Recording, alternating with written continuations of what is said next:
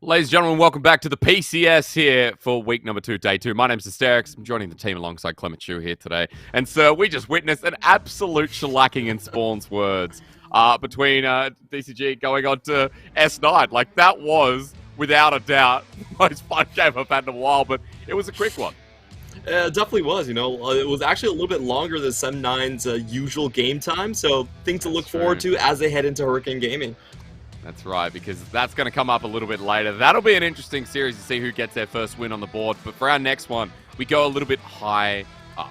This one, Clement, J-Team versus CFO. And you're telling me in the break, you're like, man, these future J-Teams, or sorry, what are we calling them? J-Team Avengers, feel like they're doing pretty good and might even be better than the current form. Yeah, because Mission was the mid laner of J-Team in the previous split, and now he's playing for another team. We don't know if he was swapped out or whatever, but, you know, J-Team, they do have a new core now in Uniboy and Kongre, and that's going to be the big showdown here. Who is the better mid jungler? Is it the Gemini and the Mission combination, or is it the old Mad that went to Worlds? I like that you bring that up because I was looking before and I'm like, yeah, I remember the Mad team that I saw at Rift Rivals, that we saw at Worlds, that put a lot of heads in places when Kongyue came forward with things like his Iceborne Gauntlet Poppy, alongside as well with his mid lane duo. It's really exciting to see them back together, but you and I were talking in the break as well, or rather at the starter show, that Uniboy doesn't look like what he did when he was back in the PCS before, when he was on that Mad team. He came to the LPL and he got blasted on LGD and V5.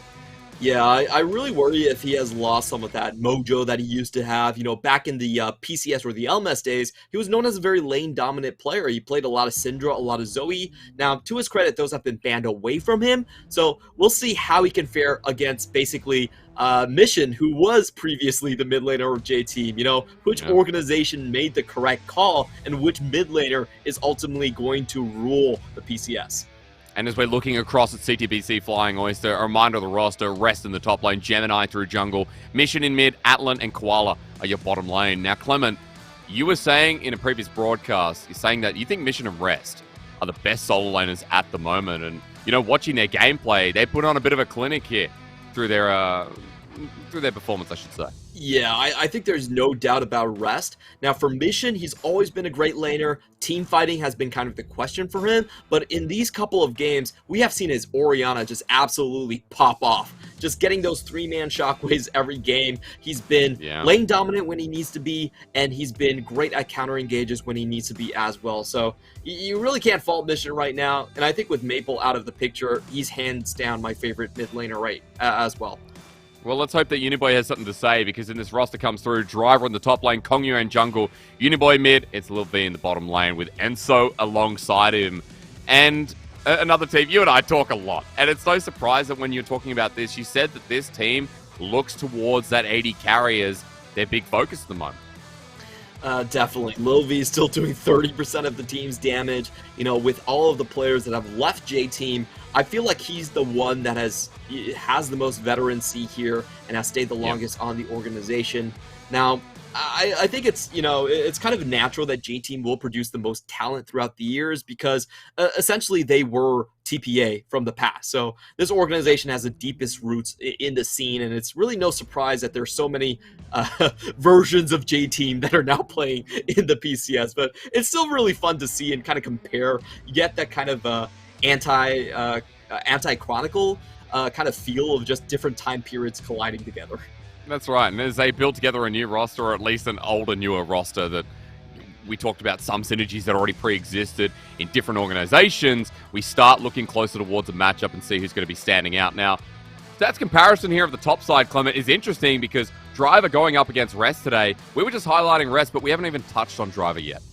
Yeah, this is a really fun matchup because these two players played in the same year on the same team on J Mhm. Team last year, and Driver got a lot of playtime in spring, but in summer, Rest took over the reins, and we didn't really see Driver again on the Rift. So it does, kind of hint to me that, at least from the organization's point of view, Rest was the better top laner, and I do think he packs more variety, and also this meta does fit him a little bit better. He is known as that kind of fighter top laner, kind of dominate lane first and then roam, while his driver has always been known as, like his name suggests, a driver of trains, like the Malphite, the Scion. He just wants to run into you and body slam you.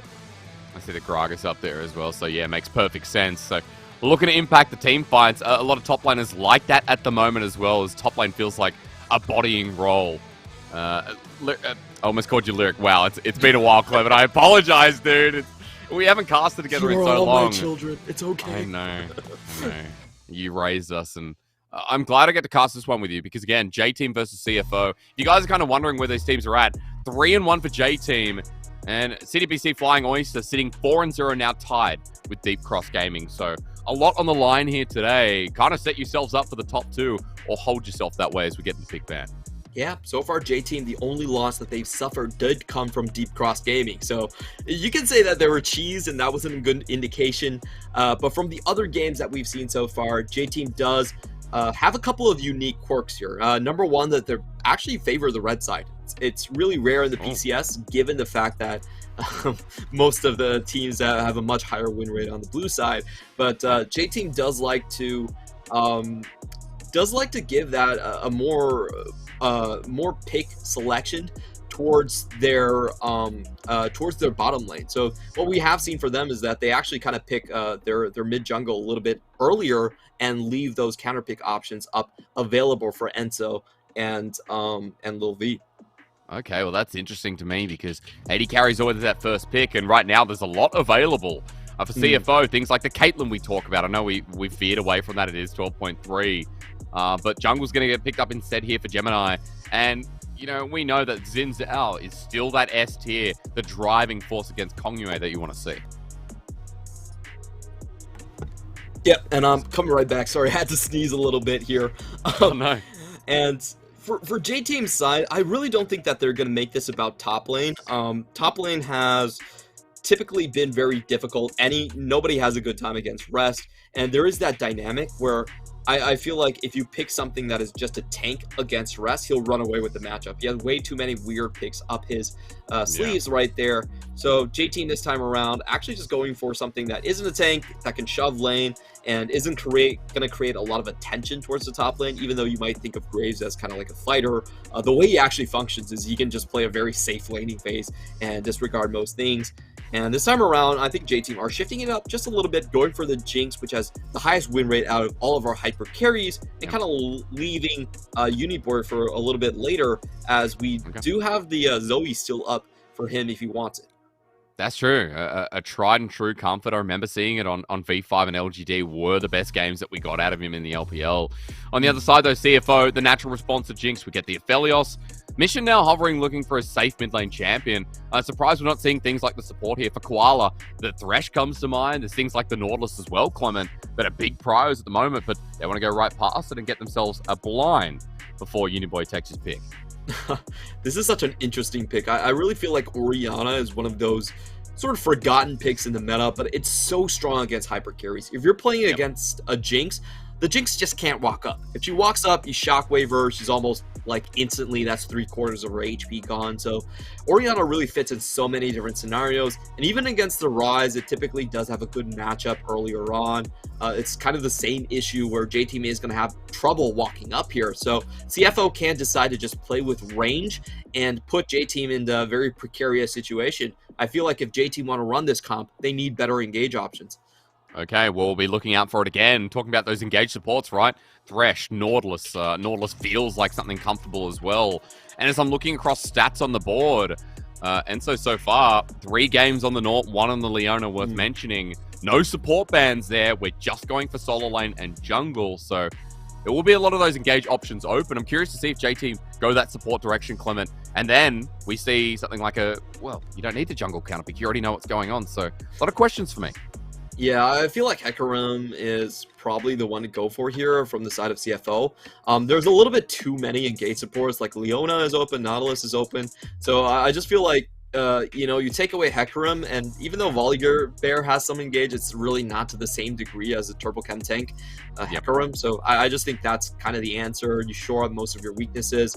And once the Hecarim is gone, I feel like it's very difficult for J Team to get a good engage on CFO. Good call there. I want to ask you, Clement, is this when we just see old classic Kongyue's Poppy? It feels like it works within the environment of what they're trying to build. I don't really agree with Poppy. I feel like Poppy is better when you are trying to play counter engage rather than engage. Like the Poppy ultimate, you have to be in the midst of the enemy to really get a triple man knockup. So Jarvan, I think, would be a good answer here. The only problem with Jarvan is he does have a very risky early game. Like, you only have EQ, and if that doesn't land, you're kind of just dead. So, Yeah. we'll see if the Jarvan is the one to go to. I kind of feel like that's the only option for J-Team right now, but it does take a lot of power away from Kongyue. You really want Kongyue on something that either does damage or has early dueling potential, and Jarvan doesn't really fit the bill in either category. Okay. Well, if he's only left with it, we'll have to find out. On the other side for CFO, we're going back to comfort here. Koala with the Tahm Kench, that'll be his third game played. And setting up a, strong bottom lane. Clement on the other side, this is a pick that doesn't often make it through over in the other region. I'm wondering, in PCS, are we looking a lot at Jace here? There are so few players that can actually master this champion in the PCS. Rust would definitely be one of them. I think Quiet is another one, and ICU is another one that could potentially play it. And finally, we do have the Jace. I like this as a counter. You can trade through the minion waves quite well. And it will be the Poppy. To your credit, you got that absolutely correct. But wow, I think for the Poppy, it's not the best scenario. I think they have to get really creative with the Poppy. I expect the way to engage is actually Realm Warp into the ultimate from Poppy. Yeah, okay.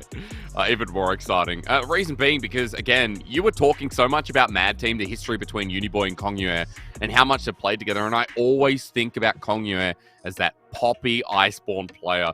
Good to see him returning on it, but Clement, you got a lot of questions about it and how it's going to operate here. And the fact that it does revolve around that Realm Warp, you're going to have to give me a little bit more detail because we do now have Engage. We have the solid Nautilus on the team. We have the Poppy as well. So the Engage options that you're concerned about for J-Team have been shored up. Yeah, the problem really here is that we have a composition that does outrange you just by a little bit. The Aphelios and the Orianna, it's going to force the Rise and the Jinx to walk up towards this composition. And you also have the poke from Rest. So very clearly, range is on the side of CFO. On the other hand, for J-Team, like, the problem about engaging here is, like, Poppy's engage is very conditional. Like, you can get a good engage if you're in the jungle. There's a lot of terrain to kind of knock people into. But if they're just setting up a siege, like, how is Poppy going to get there? I think the only answer is actually Realm Warp into a slam into the enemy team. So into your own team. So Realm Warp into E is probably the way that J-Team want to set up this engage. But that is very difficult. I'm not sure they can pull it off. We'll see. Hopefully they can figure this out, but it's an interesting puzzle to solve. I see what you're saying, and that's why we want to see creative angles here from the Realm Warp. How it comes set up here with Kongyue right into the thick of it is going to be interesting. We go into a pause. I haven't seen a pause in so long. We've had one during the whole LPL split. This is nice. This is really nice. I'll be honest, people hate pauses, but hot damn, for me, this is a welcome experience. Yeah, we get to catch up a little bit. It's all good. It's all good here. And you got 3 cats now, dude. You left LPL and you gained like 1 cat every year you're away from it. I don't understand. They just keep growing. They keep multiplying. Yeah, we got 2 Somalis. You can see part of my daughter right there on the bed. In our previous cast. Your daughter. I just call her my daughter. She got a little bit too affectionate, so I had to get my wife to take her out of the room there. Okay. But cats are great. If you can sleep at odd hours and don't mind the occasional bite mark, I feel like they're great pets. Oh, okay. Because I'm a dog person. I don't know if people out there are along the cat train, but dogs always lie on your bed. They wait for you. They don't bite you, dude. True. Not unless they're ill trained. So I could never understand cats, but I'm glad you're well. It has been a while. I think the last time you and I spent time together was Or cast together is what I mean. Yeah, it's 2020? 2021. 2021. We were Was in, it? yeah, we were in Taipei. Oh, You were well, we casting spent in time Taipei together back then. then. Yeah, But, yeah, but were we actually casting together, or were we already... I'm not sure if I we're still feel doing like we LPL. had a couple of casts together because I was still doing LPL back then. Ah, okay. Yeah, we rented That out a was it. really good apartment. I remember We all did. that. Ah, it's been That was too long. It's been too amazing. Dude, and we went to the night markets in Thai. Oh my god, that was so much fun. That was so good. I still have pictures from that. long. Ladies and Yeah. gentlemen, welcome you back. The pause is over. You don't have to listen to us relive our memories a little bit more. Clement, as I bring you back in, run me through the game again, because you did talk a lot about the poke coming through from the Jace that we rarely see in the PCS, how CFO's comp operates. I want you to give me a bit of a baseline understanding what's going to happen in the early game, and if it is just going to be waiting for 6 to be hit by J-Team for the trigger to be pulled. So I think the fun thing about Poppy is that she's really underrated in terms of how much damage she does early. I think a lot of people get caught off guard on how powerful this pick is. So even with the Poppy pick, even with the scaling Jinx and the Rise, I do actually expect a lot of early action. Like, it's very possible for Uniboy and Kongi to just find kills here. Well, Mission might be called out, but it's only a spell flux. Uniboy will have the damage, though. Mission flashes over the wall. Early summoner, a very good trade as Driver makes his way down. Yeah, way too risky of a play right there. I was kind of surprised about the positioning. Usually if you are trying to sneak in a deep board, you have to have your top laner at the top side of the river. That wasn't the case there, and now Uniboy is really showing that JT didn't make the right choice. Yeah, I mean, Mission looking up against another JT mid laner and in the thick of it now. So lane control going over to JT, even Driver up in the top lane, getting some really good trading onto rest. So solo laners a J-Team here, when we were just discussing that CFO have some of the best solo laners in the league, is set up for success. Yeah, I feel like that was just a misplay for Mission, just not very well coordinated. We have seen a lot of players try to sneak in that ward. It gives you great knowledge of where the enemy jungler is going to be.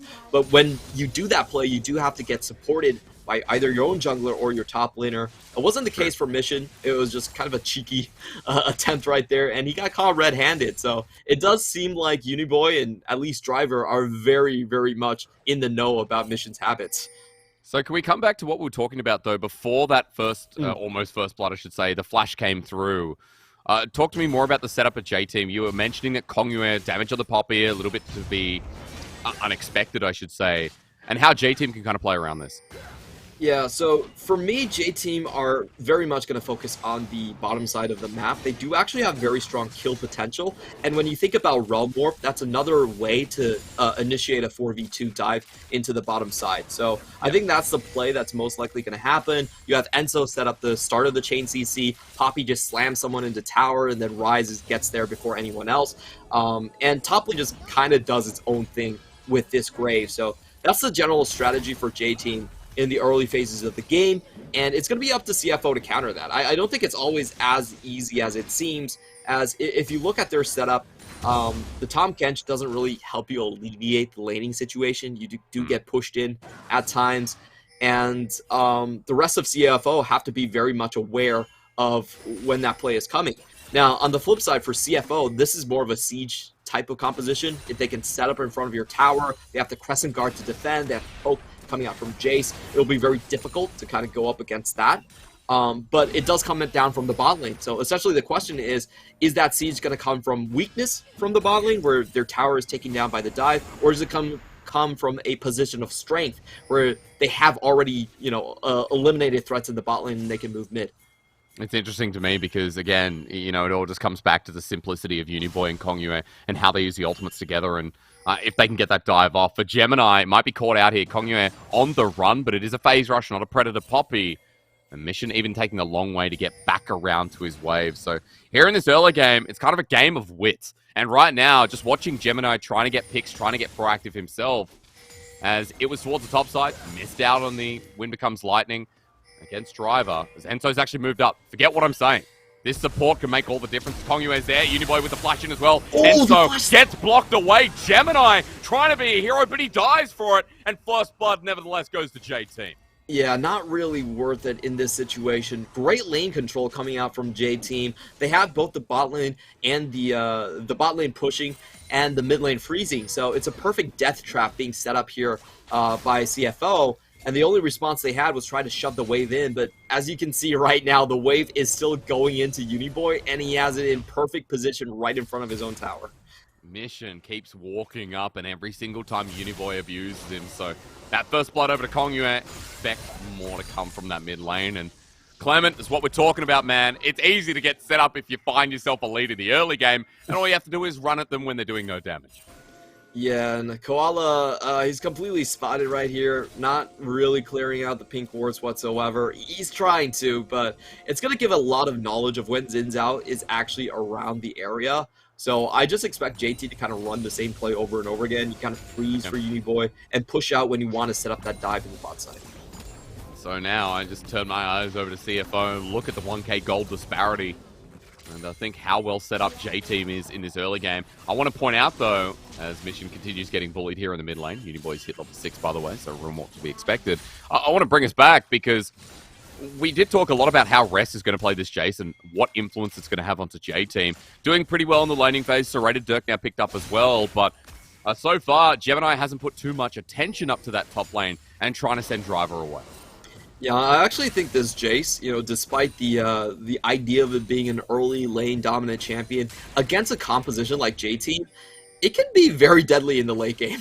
You have this Graves and you have this Jinx that aren't going to be taking a lot of damage, and Driver's getting caught. Yeah, he's got the collateral damage on top of him, but the Shock Blast doesn't go through the Hex Gate. That's not arcade at all. Driver's going to get out of there, even flashes the emote. Yeah, unfortunately for CFO, they didn't really want to push that. They didn't know where Kongyue was. They might been able to get a little bit more out of him, but they just back off and are satisfied with the scuttle at the very end. So I think this Jace it's interesting. It's not doing that hot in lane itself, but you can see that he is going to go for the tier build. This is going to give him a lot of scaling. And late game against Jinx and Graves, I feel like there's always an opportunity for you to just Shock Blast and then be able to establish a firm control over an objective, because the enemy team doesn't really have that much maneuverability to dodge out of the poke. And here comes the dive that we were talking about. Well, the Realm Warp comes through. Kongyue is already there. Doesn't have the ultimate right into the wall. The flash with the steadfast presence immediately. Atlan is dead, and Uniboy seals the deal. Koala looking for the escape path. Uniboy's going to let him for now, but J-Team with 2 on the board and a bot lane that's wide open. Yeah, this is just way too easy. The path that J-Team took was also really smart. They knew that the river was most likely going to be warded up, so they went directly through the enemy jungle. And unfortunately for CFO, they just didn't see it coming, We know this play was coming. This is exactly how you play the Poppy, exactly what you want to do with the Rise. And the execution here was absolutely beautiful. They have the staggering blow landing from Enso, a perfect CC chain being thrown there. Atlan has no chance to even use his flash. And now we see on the map J-Team taking that opportunity to move top lane. But it looks like CFO were the ones to actually secure the Herald, and J-Team just has to play keep away. And so making sure it times out. So Herald might be taken as we go off screen, but J-Team denying it is a big deal. Again, not giving anything to this squad. And J-Team holding full control of the game right now. Kills that went down the bottom side. Note Kongyue with 1 before, but Uniboy now picks up 1 as well. So this Rise already having a great time against Mission, but Uniboy really showing up big. You and I had a lot of questions coming into this game, Clement, when we talked about Uniboy not being as flash hot as he once was in the PCS, or even back before with the LMS. This is a really good sign of life that Uniboy is here to play. Yeah, and I think the comparison for Uniboy is definitely going to be Maple. Maple also went to the LPL, did not really have the best of games, to be honest, but when he came back... He was still struggling. Yeah, and honestly, those games on AL are pretty damn rough. He's not even playing anymore, Clement. He got subbed out for Forge. I know. So it's kind of sad, but he has been playing for over a decade at this point. It's kind of insane to think about that fact. So that's kind of the benchmark for Uniboy. Maple, who didn't have a good time in the LPL, still dominated the region. Can Uniboy have that same effect, despite coming back from the teams of B5 and LGD? Again, another good sign here in this first game. Again, it's only best of 1, excuse me, but his Hex Flash over the wall. I didn't realize Kongyue took it. He's got a Chilling Smite as well. Mission up against the wall. The ulti there, but a Shockwave brings it back. Gemini with max range gets an audacious charge and goes in for the kill. CFO with a good counterplay and a knock-up at the ready. Enso targeted once again. Gemini goes in and a double kill over to Mission. Brings Flying Oyster back in the game. Yeah, no damage on that play from CFO, and that's the problem with Poppy Engage right there. It's very inconsistent. He was trying to get the knock onto the wall. Mission still had his flash. It was never really going to happen, and that really showcases a lot of my worries with this composition. The later the games go, the more chances you're going to give this Jace to kind of scale up with the Mana Mine, and the walk-up danger here is tremendous, as you could see. I think as well, if we come back to what you talked about, I might hold that thought, because we're going to look at the replay here. They tried so hard to get Mission, but not against the wall, and he just walks out. Yeah, it's the thing about Poppy is it's just not very reliable in that instance, and you could tell that he didn't have the ultimate. With the ultimate, I think it would be a different story. You can just chain that immediately and get that knock up. But without the ult, that was kind of a risky play, and good job on Gemini to always be hovering onto this mid lane. That's one of the few instances where we see Gemini be able to surprise J-Team, despite all the vision that's been put into his jungle. Yeah, he's been tracked the whole game. Vision's a really good point, because Gemini, every part of the way, has been picked out by J-Team, even now, over the control wall. They know he's top side. Clement, I was going to bring up a point before we went to the replay. You talked about how the Realm Warp comes into the play for J-Team and how it partners with Kongyue. Something we didn't talk about is the predictability of it, and how Orianna is the perfect champion to deal with the setup of Realm Warp in these team fights. Yeah, and we have seen some pretty tragic Realm Warps in the PCS so far, so I just hope that Uniboy, he's going to be driving driving a tank rather than a hearse. That's really the difference that you can get in these fights, and the choreographing from J-Team has to be on point. It's very difficult to actually pull this off, and for me, probably the easier way to deal with the situation is for J-Team to just be on objectives first. If they're on objectives first, CFO are the ones that have to come to them. It simplifies things tremendously. This is a very interesting way to use the Scryer's Orb from Koala. You can tell that they're much more worried about the bot lane dive happening again, because he used the Scryer Orb not offensively, but into his own jungle.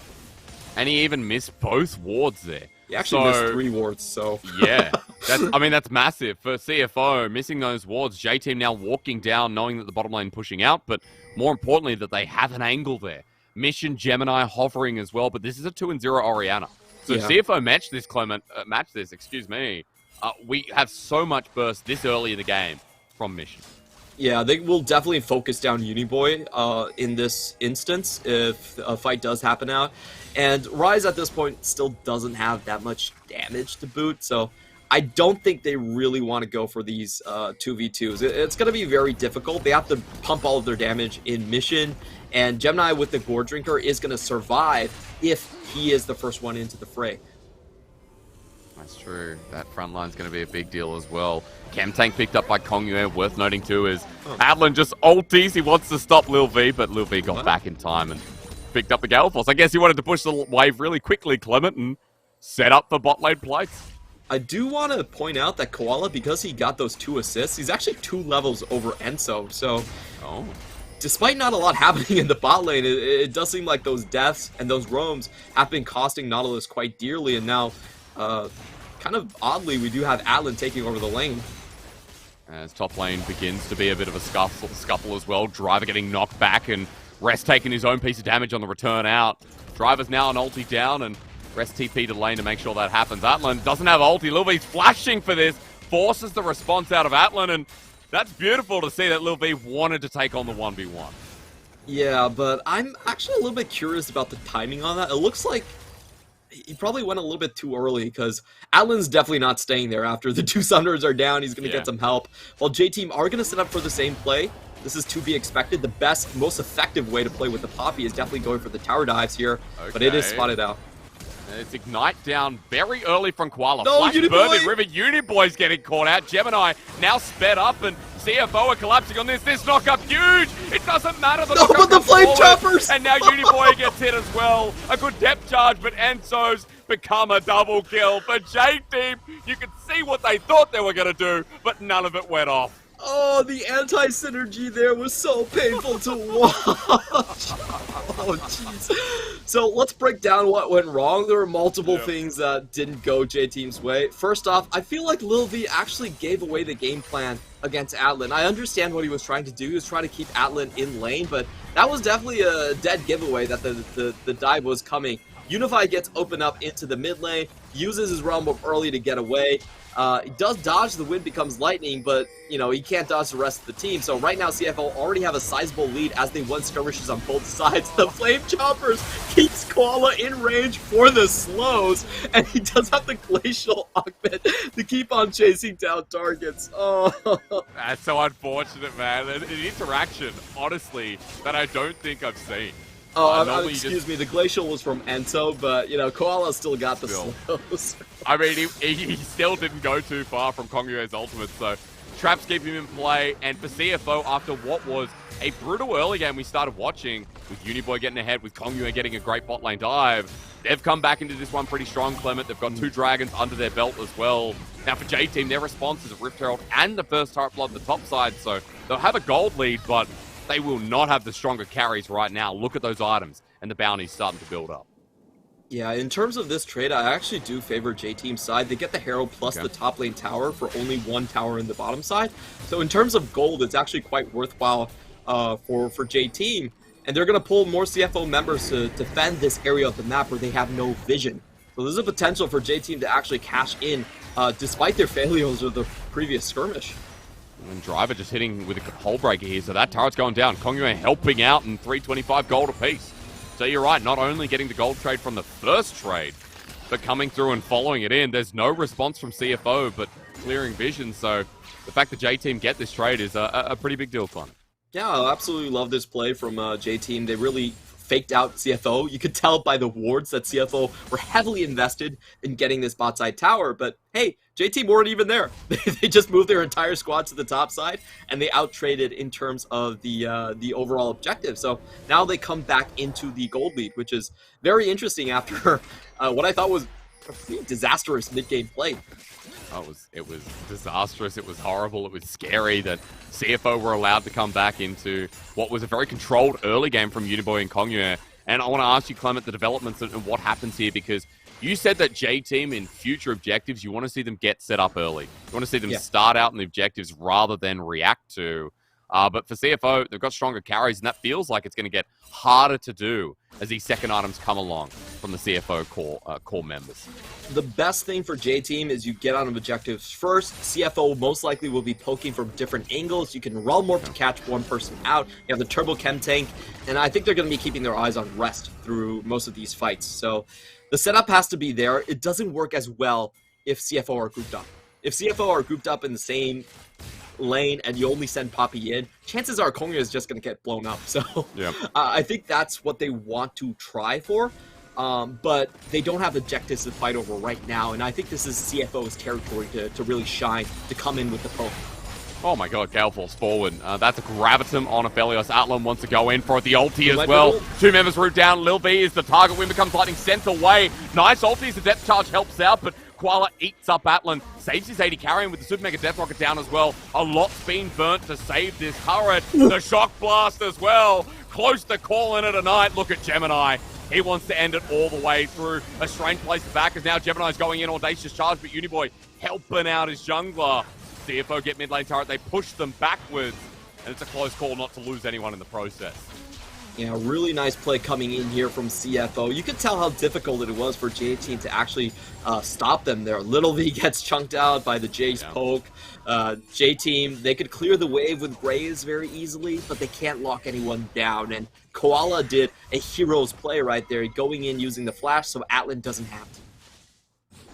Well, again, this game still hasn't got a deciding factor. It's nice because second game of the night, but more importantly, CFO J-Team acting like a behemoths, as they should be in the league. Sitting towards the top of the standings right now. The games that we've seen have been class, so I'm glad we get a what would you call it, Clement? A bit of a tussle between them running into today. Yeah, we actually have not gotten a close game between the top teams just yet. Beyond Gaming had their way with PSG, Deep Cross Gaming crushed J-Team, and this is our first match where 2 teams actually feel very evenly matched up, and I think it's a great preview of what is in store for playoffs later down the line here. True. As we do see Uniboy starting to show up with some of the side lane split push himself here. Not a lot that this Jace can do, because he does pretty much know that there could be Kongyue lurking around the corner, or that Nad combo just waiting for him.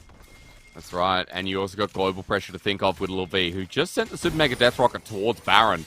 Trying to scout out where the CFO started that one under the guise of 20 minutes, but he's going to have that on cooldown a little bit longer now.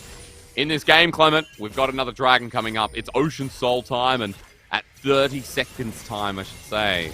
English was not my specialty, even though it's my only language. 15 seconds till dragon's what I'm trying to say, my dude, because right now, vision control completely dark. J-Team have nothing down there, and they're pretty defensive towards the mid lane.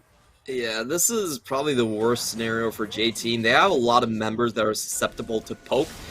Driver is so, and Uniboy is so as well. If there was a game to build Fimbulwinter, I feel like this would be it, but Uniboy going for the damage on Archmage. If you can get anyone. Uniboy forces one out of the top lane, Arrest is out, but Koala saves the day onto Driver. He goes. Shockwave onto two, the Dredge line connects. Depth charge from Enzo, but he's blasted out of there onto the Lil V. Gemini takes the chases. They're sent back, and Kongyo's ulti will send away Atlan, but he's so low he has to disappear. Realm Warp out for safety. Soul Point acquired, and CFO are winning these fights.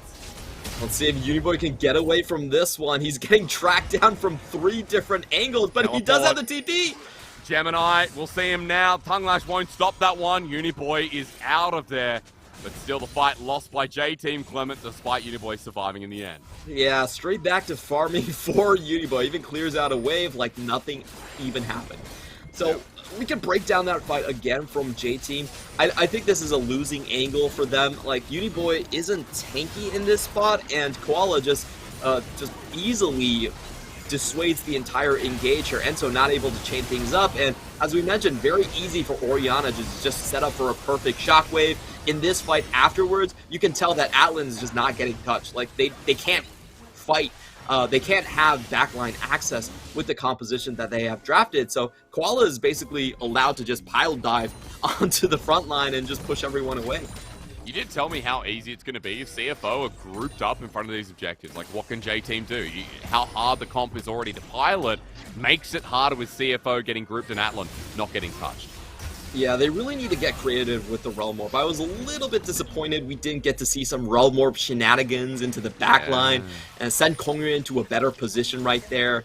But so far, it doesn't seem like J-Team are really starting to think outside of the box. Maybe if they lose another team fight, they will start to kind of come to terms with how difficult it is to walk up with this comp. True.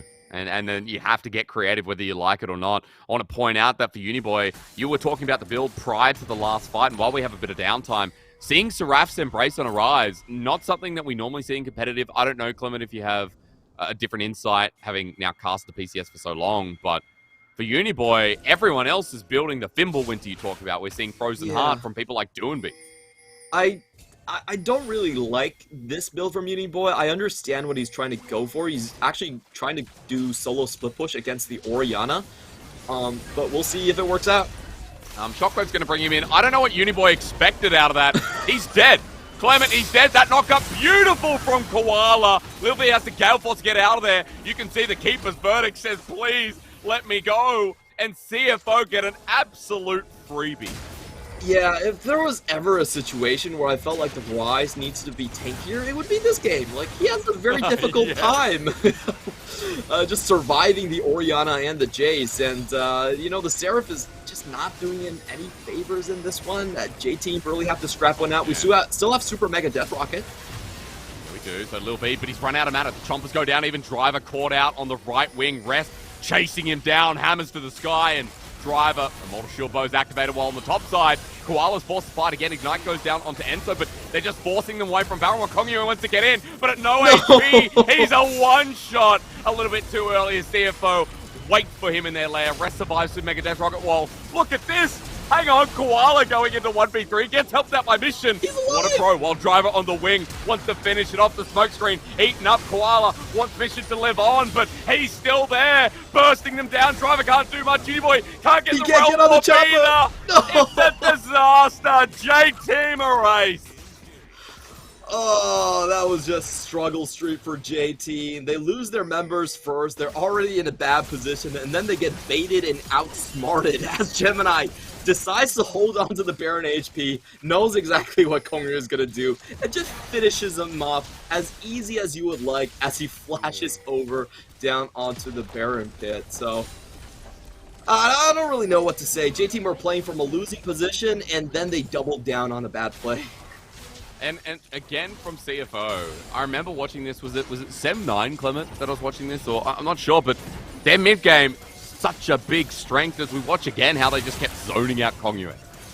Yeah, Koala just stays alive forever in this one, and no, they know exactly the play that's coming. Kongyu goes down and finds... Gemini even has the W ready to wait for him, so completely telegraphed, and right here is just the Koala show. I want to see how Uniboy manages to not find the Realm Warp right here. That's the only question I have about this fight. It looked pretty good at the start. They do find the kill onto Koala. Driver has to flash for it, Enso has to flash for it as well, but somehow the Realm Warp was not there. He clicked out. Oh no! Oh my god. Remember, if you click out of the Realm Warp, Lyrics talked about this mechanic a lot, and we've seen it. I think it was the Fnatic game made it famous. You click outside the Realm Warp, the game treats it like you're not going to take it, and doesn't matter if you're over it. You're not taking it. Yeah, sometimes intentions don't really matter. No, Clement, he hurt us. Uniboy, you can't rebake now. I'm so sorry. We're in a pause, folks. And Clement, in that game, there was something that was on my mind. I'm trying to think about what it was. It was close for a while, and then I feel like J-Team just completely misread how they were supposed to deal with team fights. Yeah. And CFO just wiped the floor with them 2 fights in a row, and the game's now wide open. And it feels, again, done. For CFO, a really good mid-game. And I was saying this before on a point where it was actually against Impunity, to correct my mistake, where it was very back and forth for a while, but then CFO, really good shot calling, really good decision-making, closing out that mid-game strong. A very general point from me, but I do feel like the CFO are really impressive from what I've seen past that 15-20 minute mark when we get out of the laning phase. Yeah, CFO are the team that I feel like does macro the tightest out of any of the teams that we've seen so far. Their teamfight positioning has been really a joy to watch. They're just hitting all the notes correctly. And I think they're a team that actually has good engaged players. That's the thing that I feel like a lot of teams actually do lack. Gemini has picked his spots perfectly. And Koala is willing to go just all the way on these attempts here as they are just sieging down without the interference of Uniboy at all. Look at J-Team. What can they do here? Uniboy finally making the back, but that's a flash in. The crescent gut from Lil V. He's ulted down. The Inferno with the Moonlight Vigil almost completes the transaction. But for J-Team, as they're sent back to the fountain with Baron buff Clement, I think CFO is just going to try and run it home. Yeah, and they're still holding on to the Shockwave. I feel like they might have been able to kill Lil V with that, but they didn't want to give away the animation. Here it comes. Or maybe the double kill that's going to come through. Uniboy and Kongyu at half HP. They have to defend because one Nexus turret going down. Double cannons blasting through. Lil V tagged by Gemini. J-Team, this is here we go. That's the Realm Warp. It's creative here, but the Kongyu doesn't get in onto anyone. There's no damage. Mission survives. They've got an Ocean Soul now as well. Lil V running for the hills as the Shock Blast finishes the job. J-Team, you know what? The new version, not better than the old one apparently, as CFO stay undefeated in the PCS Spring Split. The game's not over just yet. J-Team's still going in again. One last auto attack. There it is. CFO does find the win. Your play-by-play senses were absolutely correct right there. I'm just a little bit disappointed. I feel like this early game and the mid game, actually, there were a lot of highlight moments for J-Team. They got the first dive correctly, and even when they lost the bot lane skirmish, they bounced back with that triple objective trade against J-Team that was completely faked out. So they had a good standing, but it took them to the very last minute, the very last seconds of the fight for them to figure out that, hey, we're supposed to engage with Realm Warp and Pop. Like, we didn't see that. It really hurts my soul when, as a caster, you kind of know what needs to be done, but you don't see it until it's way too late. Yeah, you said it from the start, and that's why I love when you nail down draft that it is all about how Kongyu uses the Realm Warp. It's all about how, for J-Team, they can be innovative with this duo pick. And we didn't see the innovation. And again, I think a core moment for me in that game, Clement, was when for CTBC Flying Oyster, they were down in deficit. But it was Gemini's great pathing. It was his good timing, despite being spotted on a ward, when they tried to overgank mid when it was so predictable from Kongyue. And it's the double kill over to mission that brings it all tumbling down. Yeah, if you think about that play, it was super force coming in from Kongyue. And this is something that we have seen from his recent splits, is that he does try to go in and try to make hero plays, but he had to travel the entirety of the lane. He has no, gap closer. He's just using his W for speed up, and then he doesn't land the wall. So a very easy opening for Gemini to kind of clean that up, put Enso super far behind, win the bot lane, kind of snowball the game from there. So good attempt from J Team. I feel like they had some... What? Actually, I have a loss for words. I feel like they had a lot of strong picks in terms of the meta, the Rise, the Graves, the Jinx. These are all playable champions, but they didn't have a very coherent idea of how to actually play the game out. And CFO had that nailed down much more to a T. They were playing disengaged, they were playing with range, and I think it's very... We've seen this from JT so many times. I feel like in their first game against Deep Cross Gaming, where they just completely blew up their composition trying to engage on an enemy team when they were the ones trying to play with range. So, if you go back to that Dragon fight, I feel like that's where J Team should spend most of their review time on the footage. Like, what is Driver really going to accomplish on a flank as a Graves? That's right. I don't think he's going to do anything. I mean, all we had to see was Rest poke him down with the Jace, and Driver's like, okay, I'll go with the rest of the team. What is that engage from Rise? It's like, I'm not going to build Fimbulwinter. I'm going to engage with Sarah. But I'm going to play like Take Rise. I'm going to play like Take Rise anyway, so... It didn't make any sense. The funny thing for me is, we talked about the innovation from J-Team and, being a bit harsh. I think for me, the fact that, Koala and Gemini were just so gung-ho once they had a lead was so enjoyable to watch. Like, the confidence coming out of this team. No wonder they're sitting on top of the standings along with Deep Cross Gaming. Look at that damage from Kongyue. I'm just sad. They even hovered the Jarvan. They knew that the Jarvan was probably what they needed, but Kongyue was like, man, I got this. I'm going to play Poppy, and I'm still going to be able to engage on my enemies, and it just never really happened. 2,900 damage just means that he honestly just wasn't in the team fights whatsoever. He never got in the midst of the backline of CFO. He was completely just denied. So let me ask you, if that was a tank Rise, does this game look completely different? Is there a build path that savors this, or is it purely decision-making that J-Team lost a bill on? I feel like with the tank Rise, he is going to be able to survive the initial burst, because when you go in and you have multiple targets around you, you get an 80% buff to the shield on Fimbulwinter, and that does allow you to survive for a very long time. You most likely will have a stopwatch anyways as you go in there. So if that was the case, I feel like J-Team could at least try to sandwich the composition from CFO. You could have Uniboy and Kongyue coming in from the back and Enso coming in from the front. You have a smoke screen to herd people together. There's a lot more options rather than just Seraph's Embrace going in and just getting blown up.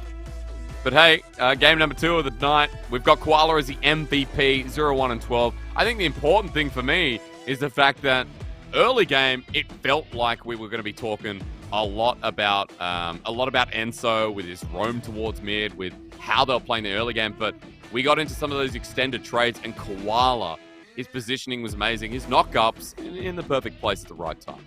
Yeah, he also got a little bit of help from Lil V, keeping him in the fight with Flame Chompers. Yeah. That's true as well. He was able to chase people down. It was very enjoyable to watch, and I think it's so cool that we're seeing engaged support still rise to the forefront in the meta. There has been a lot of enchanters. Engaged role has been shifted primarily towards jungler in the major regions, but in the PCS, the supports are still getting it done. A lot of the MVPs being handed out to the Nautiluses, and today we have Koala with another engage, a go-forward only LPL style top catch. That's it. That's what you want to see, man, especially with that bottom lane. And when we have an Aphelios on the team, of course you're going to be talking that up. Atlan had another good game as well, by the way. And coming through in this one, 5-0 now for CTBC Flying Oyster, I believe. Don't believe I'm mistaken, no. So sitting on top of the standings. And for J-Team, we can go back to the drawing board a bit and talk about that later on. Clement, I'm being told we're going to a break because coming up next, We got DCG versus Beyond Gaming. Now that is a certified banger right after this.